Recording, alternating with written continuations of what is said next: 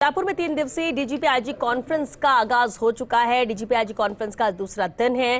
PM Modi DGP IG conference में शिरकत कर रहे हैं। पीएम मोदी का पुलिस के आला अधिकारियों को मंत्र है। पीएम मोदी का सभी प्रदेशों के डीजीपी से 1-to-1 संवाद भी यहां हो रहा है। गृह मंत्री अमित शाह कॉन्फ्रेंस में शामिल हुए हैं। वहीं सभी राज्यों के पुलिस प्रमुख भी इस कॉन्फ्रेंस में जुटे हैं। आरआईसी सेंटर में डीजीपी आईजी पुलिस कार्यशाला आयोजित की गई। पुलिसिंग की चुनौतियों पर रणनीति भी बन रही है। इस कॉन्फ्रेंस में पुलिसिंग और सिक्योरिटी पर महामंथन जारी है। एआई, डीपफेक जैसी टेक्नोलॉजी से निपटने के तरीकों पर भी चर्चा की जा रही है। जिला, राज्य और राष्ट्रीय स्तर के पुलिस खुफिया तंत्र की मजबूती पर जोर दिया जा रहा है। कॉन्फ्रेंस में साइबर अपराध, डेटा गवर्नेंस, आतंकवाद विरोधी चुनौतियों, वामपंथी उग्रवाद, नारकोटिक्स तस्करी में उभरते रुझान, खालिस्तान और जेल सुधार सहित विभिन्न मुद्दों पर चर्चा की जा रही है। तो आज इस कॉन्फ्रेंस का दूसरा दिन है। कल कॉन्फ्रेंस का आगाज हुआ, गृह मंत्री अमित शाह की मौजूदगी रही और आज शामिल हुए इस कॉन्फ्रेंस में प्रधानमंत्री नरेंद्र मोदी। पुलिस के आला अधिकारियों को पीएम ने मंत्र दिया। डीजीपी, सभी प्रदेशों के जो डीजीपी जिनकी मौजूदगी रही है, 1-to-1 संवाद कर रहे हैं पीएम मोदी। गृह मंत्री अमित शाह भी कॉन्फ्रेंस में शामिल हैं। सभी राज्यों के पुलिस प्रमुख भी इस कार्यशाला में जुटे हैं, जहां पुलिसिंग की चुनौतियों पर रणनीति बन रही है। पुलिसिंग और सिक्योरिटी पर महामंथन जारी है। तो वहीं एआई और डीपफेक जैसी टेक्नोलॉजी से निपटने के तरीकों पर भी चर्चा की जा रही है। जिला, राज्य, राष्ट्रीय स्तर के पुलिस खुफिया तंत्र की मजबूती पर भी जोर दिया जा रहा है इस कॉन्फ्रेंस में।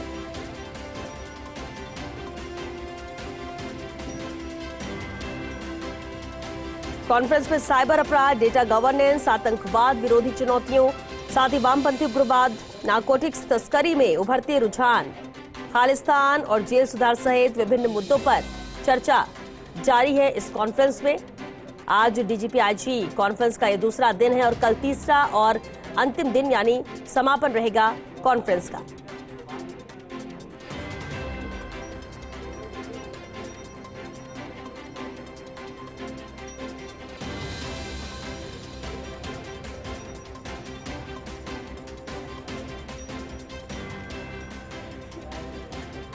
और चलिए सीधा रुख करते हैं, सहयोगी सत्यनारायण शर्मा हमारे से जुड़ चुके हैं। सत्यनारायण, बेहद अहम है ये डीजीपी आईजी कॉन्फ्रेंस, जहां आज कॉन्फ्रेंस का दूसरा दिन है।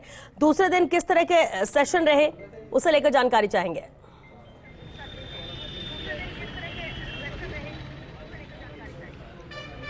श्वेता, देखिए काफ़ी महत्वपूर्ण हो जाता है आज का दिन, क्योंकि प्रधानमंत्री नरेंद्र मोदी पूरे 12 घंटे तक आज आरआईसी में मौजूद रहेंगे। सुबह 9 बजे वो यहाँ पर आए थे और उसके बाद में रात को 9 बजे उनका निकलने का प्रोग्राम है। तो देश के तमाम जो डीजी हैं, आईजी हैं, उनसे वो संवाद कर रहे हैं। 1-to-1 संवाद का दौर है वो चल रहा है। करीबन 8 बजे तक वो दौर चलेगा। उसके बाद में प्रधानमंत्री नरेंद्र मोदी यहाँ से रात में रवाना होंगे। लेकिन काफ़ी महत्वपूर्ण आज का दिन रहा है, क्योंकि कई मुद्दों पर आज चर्चा हुई है।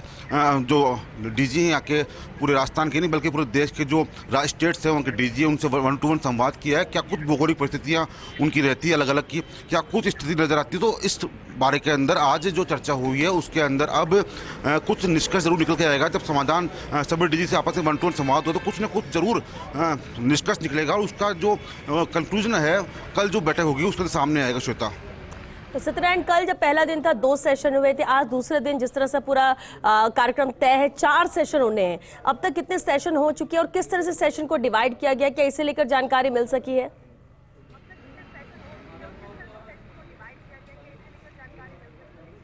श्वेता, 3 सेशन हो चुके हैं, 1 सेशन बाकी है। लेकिन उससे पहले लंच टाइम बाद में जो 1-to-1 संवाद का जो प्रोग्राम था वो 1-to-1 संवाद आपस में शुरू कर दिया गया और रात तक संवाद चलेगा। जो तमाम देश के स्टेट्स के जो डीजी हैं उनसे 1-to-1 संवाद चल रहा है। उस संवाद के बाद में चौथा 4th सेशन होगा, क्योंकि काफ़ी महत्वपूर्ण हो जाता है। गृह मंत्री अमित शाह मौजूद है, प्रधानमंत्री नरेंद्र मोदी खुद यहाँ मौजूद है। तो माना जा रहा है कि इस पूरे जो दूसरा दिन के अंदर जो तमाम जो निष्कर्ष निकलेगा उसका क्या कुछ उत्तर कंक्लूजन है वो कल सामने आएगा। लेकिन बड़ी बात यह कि श्वेता कि पहली बार इतिहास में पहली बार ऐसा हो रहा है कि नरेंद्र मोदी एक साथ 12 घंटे तक पुलिस के जो आला अधिकारी हैं देश भर के उनसे चर्चा कर रहे हैं। तो कहीं ना कहीं कुछ सामयिक उत्तर ही सामने आएगा, क्योंकि ये पूछा गया है कि कहीं आप किस किस दिशा के अंदर कार्य हो सकते हैं, पुलिसिंग को बेहतरीन बनाने के क्या कुछ कार्य हो सकते हैं, क्राइम को रोकने के लिए, साइबर क्राइम को रोकने के लिए किस प्रकार के कार्य हो सकते हैं। माना जा रहा है कि आज की जो बैठक है उसके अंदर काफ़ी कुछ हद तक कंक्लूजन निकल के सामने आएगा और उसी के अनुरूप अग्रिम कार्रवाई की जाएगी, क्योंकि 3 सेशन हो चुके हैं, चौथा सेशन होना बाकी है। तो ऐसे में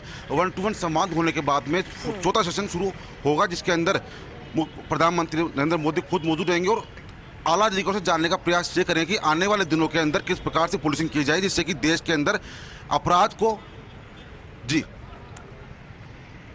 सत्यनारायण, बिल्कुल अहम बात आपने कही, क्योंकि पुलिसिंग को मजबूत करना ही यहाँ पर उद्देश्य है। और ऐसे में माना यह जा सकता है कि जब 3 दिवसीय कॉन्फ्रेंस खत्म होगी, इसके बाद समापन के बाद इस पर जो चर्चा हुई है, जिन मुद्दों को लेकर पुलिसिंग से ही जुड़े हुए, उस पर अहम फैसले भी हो सकते हैं। लेकिन अगर कल की बात करें, आज बिल्कुल आपने ठीक कहा कि इतिहास में पहली बार जब कोई प्रधानमंत्री मौजूद है पुलिस के साथ पूरे 12 घंटे इस कॉन्फ्रेंस में और लगातार चर्चा और हर सेशन में शामिल हो रहे हैं।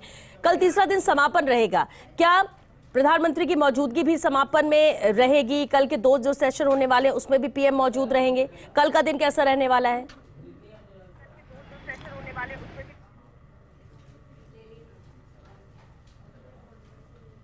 8:30 बजे का समय दिया गया है जानकारों को कि खुद नरेंद्र मोदी इस सेशन में यहाँ पर आएंगे, खुद अमित शाह भी मौजूद रहेंगे। लेकिन नरेंद्र मोदी अमित शाह के पहले जयपुर से जाने का उनको जो प्रोग्राम बताया जा रहा है, 4:30 बजे यहाँ से वो एयरपोर्ट के लिए रवाना होंगे और 4:45 बजे एयरपोर्ट से वो दिल्ली के लिए रवाना होंगे एयरफोर्स के विशेष विमान से।